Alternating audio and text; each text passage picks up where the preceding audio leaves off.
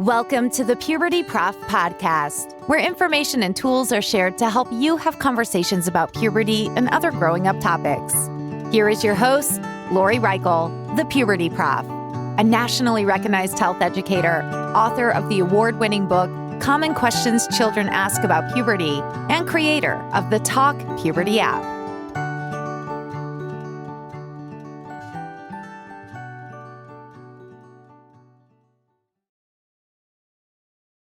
Hi, and welcome to the Puberty Prof podcast. I'm your host, Dr. Lori Reichel, the Puberty Prof. Today's episode is a continuation of a conversation that I'm having with Miss Jackie Dipzinski, who is a colleague of mine at SUNY Brockport. And right now I'm at SUNY Portland. So it's really neat that we are both in health education programs. We're helping future teachers become just these really skilled people to teach skill-based health education. Yet I also noticed the link of how parents and other caregivers can use what potentially would be done in the K through 12 setting. You can use that in your home. So the last time that Jackie was here, we talked about the basics of planning and goal setting. This episode is going to focus on some more concrete examples of how we can do this planning and goal setting with our young people or within our own lives. So thank you so much for being here again, Jackie. Yes, thank you for having me again, and welcome back, everyone. Would you remind us some of your background? So I am a former K-12 teacher for 16 years. I came to higher ed 5 years ago. A little bit about my journey was that when I was an undergrad, I really didn't believe that content-based teaching worked and changed behaviors to affect change in people's health. I went to a content class for alcohol, drugs, and society, and the person there introduced us to life skills by Bachman.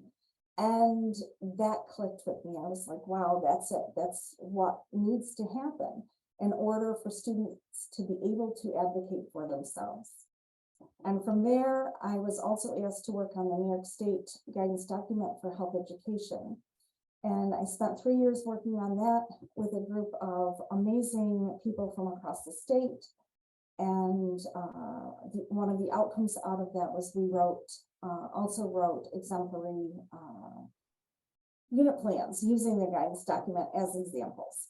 So that's a little bit about me. I'm excited to be at higher ed and helping teachers to see how skills-based health education happens in classrooms. And I have to say, I didn't say this in the last episode, but I'm so excited that you were one of the key people for the New York State guidance document, because I love that as a tool. I think it's so great. I think New York was so proactive, and I look forward to hearing in the future how we can go back to that in the state of New York. That's great. So, as I said to our audience, right now, what we're going to be doing is we're going to go into more concrete ways that we can talk about planning and goal setting with young people. Yet, do you mind just reviewing quickly, if you're able to, what that planning versus goal setting is, Jackie? All right, so I'm going to go in and start with the acronym SMART goals. So SMART goals are a specific, measurable, achievable, realistic, relevant, and time-oriented. So those are the elements that we would expect to see in someone's goal who is writing it and what they want to attain. The planning part is the part a lot of people don't think about. It's really, what do I need to be able to make this goal happen?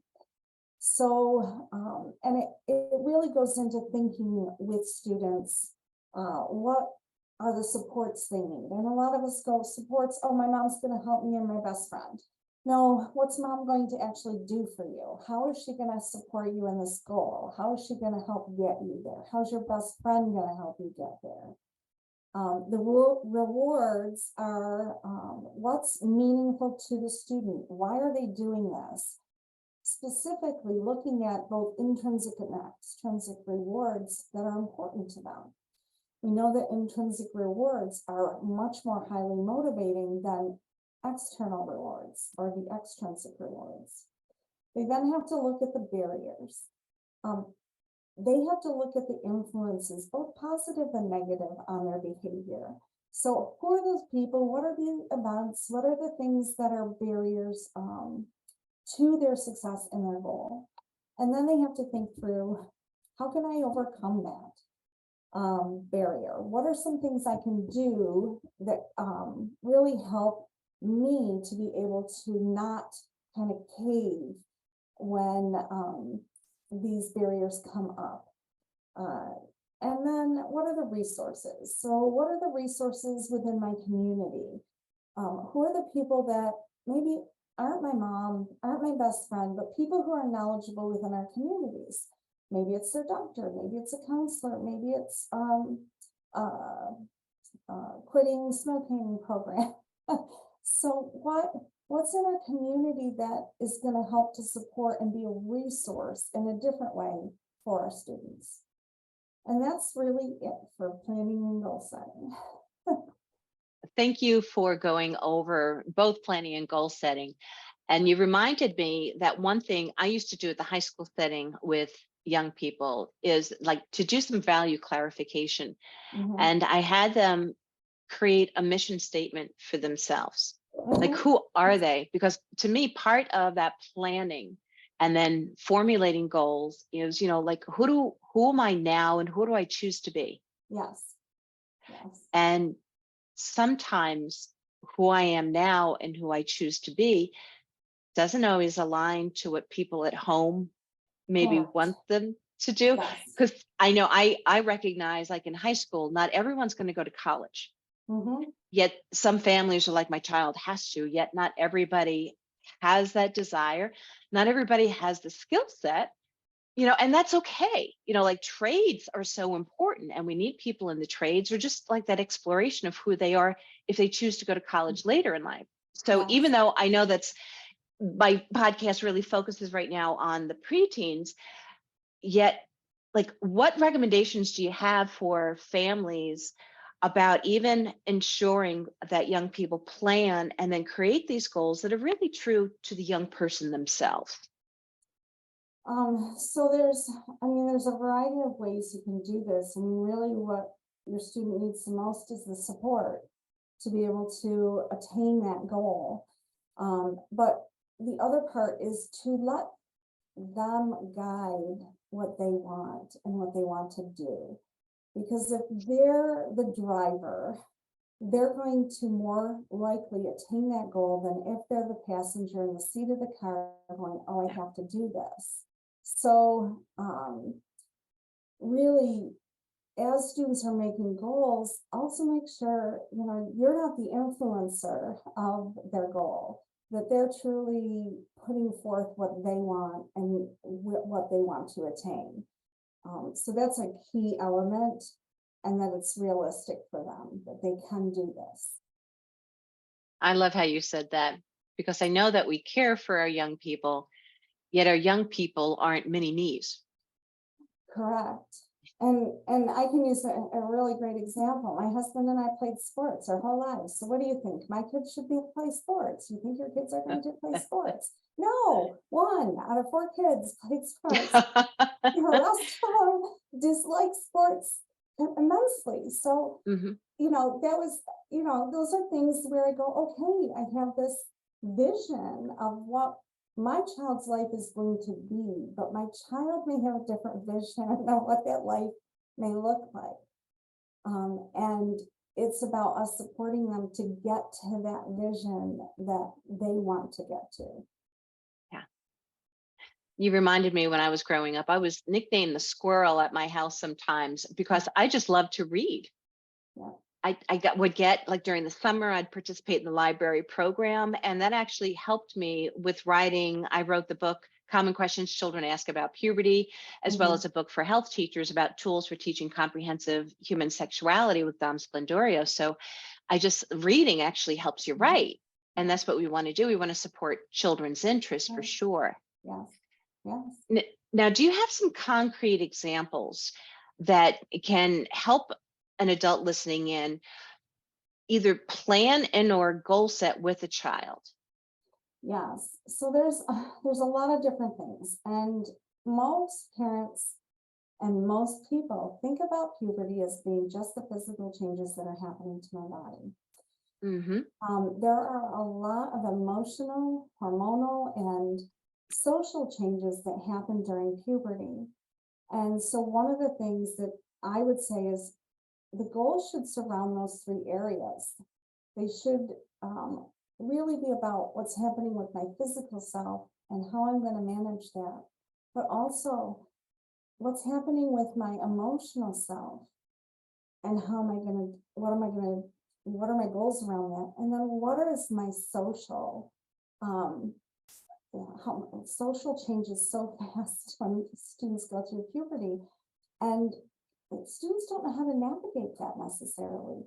So really having those conversations and helping them set goals around those three areas so that they can better manage the situations that come up over time. It's really a forward thinking, like, okay, I know, my hormones are spiking through puberty, and that I might, as a male, have more aggressive behaviors than I've had in the past, or perceive it as that. So what am I going to do about to be able to deal with that when I'm feeling that way? What are the things I can do to manage it and set some goals around it and have some supporters and rewards for making it through some of those tougher things? So how do we nurture that that goal setting for all areas? One thing I've noted, and my college students have admitted to me, that one of their challenges growing up was being exposed to more things when they're at social events. Because as you said, that is something, as a child goes from those preteen to teen years, their peers become more of an influence. But it can be a healthy influence. It can be more of an unhealthy. Certainly they can join a new club, and that's a great way to connect with people of your interest. Like if you're into Dungeons and Dragons, which I still believe exists out there. If you're into writing, and you can be on the newspaper. Yet when we look at those social events, maybe on the weekends or summer vacation or something, where there's substances that come in. So I know that and risk behaviors, can I just say that? Like, there's going to be potentially risk behaviors when they go into those social settings. So how do they navigate that? How do they have a plan in place to deal with that and to have maybe even a backup plan? Yeah. In which using a code phrase for calling up a parent or other caregiver, or even having those refusal skills kind of planned ahead of time. And I even printed it out for my college folks because they were asking for, what are some refusal skills? And there's one that I love, which is like the changing the subject, because it's a tricky one. Say no and then change the subject. And if they keep on going back to what somebody wants you to do, somebody that's pressuring you, then you have to somehow leave the situation if you're not feeling comfortable. You have to have a plan ahead of time for sure in those events. So students can even do like mini contracts with family members. That was one activity I had students do with their parents, or a family member they felt comfortable with, that if they were somewhere and they needed help, that person would come, you'd send the code, the person would come with and would not talk about it. They'd let the student have time to process what happened. The parent could talk calmly about the event, and the parent and child signed that contract together. And then they would talk about it and come up with some planning models so that they could deal with that situation in the future, and maybe predict that it was going to happen. So that's another great way to bring in planning and goal setting again, is it's happening in those conversations. Planning and goal setting, a lot of people think of it as this very solid, this is it, I'm doing this, there's no changes, if I don't do it, I fail. And I go, no, that's not the way it works. The conversation that I would have with students in my classroom was, if there was a local sporting event, so like the Super Bowl, I would say, did the team win by doing the same play every time? And they would go, no. And I said, what did they do then? Well, they kept changing it, they kept refining it. They would do it a different way each time. And I would be like, exactly. I said, so their goal was to win the game, but the parts move and change over time based on what you're learning about yourself, about others. And that's where having those conversations after a social event, if something did not go well with your child, is a great opportunity for planning and goal setting.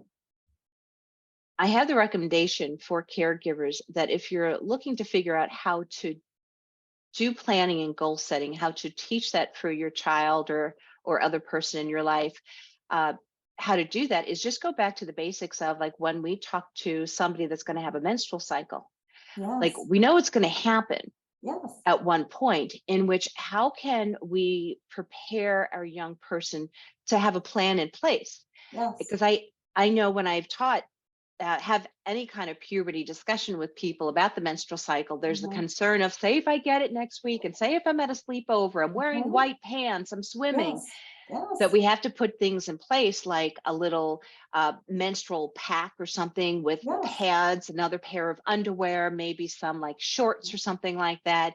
yes, So and we don't know exactly when it's going to happen. So we can have that in a knapsack. We can have that in a sleepover bag. Maybe when we go on vacation, it's just a reminder to have it in a suitcase. But that's kind of like a simple way of looking at it for some of those more complicated examples. Would you agree? yes, I would agree. And the same is for males. The same is for males who are going to have their nocturnal emissions, that are going to have, spontaneous erections and not really know why that's happening. How do they handle that? How do they have a plan in place? How do they take care of it in a way, you know what I'm saying? In a way that is they feel comfortable with. Right. So it's also really important for students to be able to say, this is what I'm going to do. It's very much putting them in the driver's seat then of their own health and their own puberty and what's going to happen to their own body. So that's important. So it's like thinking ahead, which I do find it interesting that it's a skill, it's a practice, that's a habit to think ahead. Because if we look at like what potentially will happen during those preteen years, you mentioned the physical. You know, I know this podcast originally was created to go over a lot of those physical changes, but we also know that there's these this mental changes that go on, and the brain continues to develop. We have these emotional changes that go on, the social changes, the value or the spiritual changes. There's so much to go on that to plan ahead. Because you made me think too that if I know there's a time of year when there's more testing at schools, to plan ahead and to go, okay, emotionally, how can I plan with my family for the young people to succeed with those tests? Maybe on the weekends before, we do have more downtime, that everything isn't all structured. Or maybe we go out more in nature and we do a hike because we know being out in the environment actually has a positive influence on us. Exactly. So trying to plan ahead, because I know I haven't done it in 5th and 6th grade, but I did this with the 7th, 8th, and on. I would even have them look at short-term goals for those areas of health. Because I know sometimes we gravitate right to, well, we can eat better, but goals are about more than just nutrition, that kind of things. It applies to every part of our life. Goals can apply to every part of our life. And it really is about, like you said, that empowering students to look at, what am I going to do when testing is coming up and I'm really stressed, or I have this huge party that I got invited to with friends. How do I handle that situation? What if something is there that maybe I shouldn't stay? what am I going to do? What are my plans? How am I going to navigate that social piece? Well, before we end today, is there anything else you wanted to share with us about planning and goal setting, Jackie? Um, Really, I used to do this activity with my students in class because students struggle sometimes thinking through what planning and goal setting is. So we would go through an activity in which I had a little wastebasket in the front of the classroom, and I'd ask for some volunteers. I'd have 2 volunteers come up, and students would actually help me write the goal for that student. Okay, well, we wanted him to make a basket with, it's just my wastebasket and a wadded up piece of paper, but what's the realistic thing? How is it realistic to make that goal? How many chances do they get at it? How are they going to achieve it? What kind of risk method are they going to use to make the basket? And then students would actually try and do that. And then I would be the main teacher and come over and put a book over the basket. And I would say, okay, you're the supporter over here. This person has a big barrier in the way of being able to make this basket. And the visualization of that, and this, I would tell the students they could only move, the book still had to touch the top of the wastebasket. So they could move it in any way they wanted, but still had to touch. And it was really a visual representation of walking through how to make a goal, but also how to really start to plan for the things that are going to get in the way. And it was very visual and physical. And then we would start to goal set together post that. And it really helps students to understand the inner working parts of how to create a good goal, an effective goal, and how to start to look at the planning methods so that they could be successful. So that's just one thing, if you ever want to try it with your kids or in your classroom, it's a lot of fun to do a think aloud because it really gets students thinking about the concept that you're talking about in a completely different way. It's so funny that you say that because you reminded me of an activity I would do in the K through 12 setting where I would have a hoop and I would have it attached somehow to the ceiling. And there would be a variety of objects. And I would say to the students, you have to reach this goal as a class. And it would be set up in which they wouldn't succeed. And they'd be like, we can, and I'd say, okay, if you're able to do this as a collective, this will be your reward. And it was just to put on the table that sometimes we try to go for this huge thing, like, okay, I want to do a marathon at Disney World because all the characters are out. Yet before you go for that marathon or that half marathon, you have to have steps, you have to plan.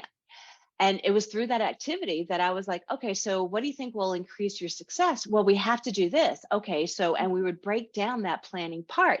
And sometimes it was like, well, how about if we reach this goal first, this mini goal? Oh, that's part of planning. So and because it was that physical part of actually doing something increased their success. And I remember one class in particular that they just needed one more person to get one thing through the hoop.